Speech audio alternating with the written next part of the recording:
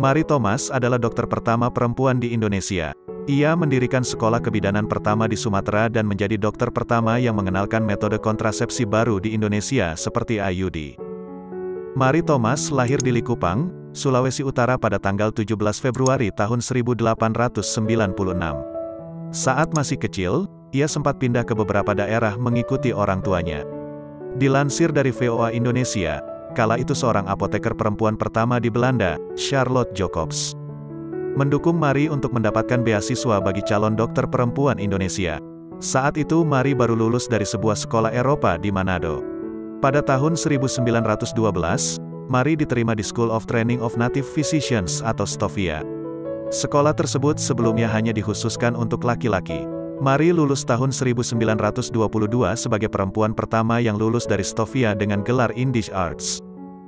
Prestasi kelulusan Marie bahkan diumumkan oleh sebuah surat kabar di Belanda.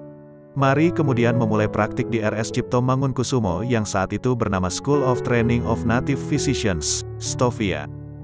Ia kemudian pindah ke Medan, Padang, dan Manado. Marie kemudian kembali ke Jakarta dan bekerja di RS Budi Kemuliaan, sebuah rumah sakit bersalin yang didirikan Yayasan SOVIA. SOVIA, Studiefonds for Opleiding van Vrouwelijke Inlandse Artsen, adalah perkumpulan untuk membentuk dana studi buat pendidikan dokter Hindia wanita yang memberikan beasiswa pada Marie. Pada tanggal 16 Maret tahun 1929, ia menikah dengan seorang dokter, Muhammad Yusuf asal Padang. Marie kemudian pindah ke Padang bersama suaminya, dan menjabat sebagai pelayanan kesehatan masyarakat di sebuah rumah sakit di Padang. Ia menjadi dokter pertama yang memperkenalkan metode kontrasepsi baru di Indonesia seperti IUD. Dalam beberapa laporan disebutkan jika Marie dikenal sebagai sosok dokter yang murah hati dan memberikan layanan medis kepada mereka yang tidak mampu tanpa harus membayar. Marie Thomas kembali ke Jakarta dan bergabung di sebuah partai politik yang salah satu anggotanya adalah pahlawan Indonesia Samratulangi.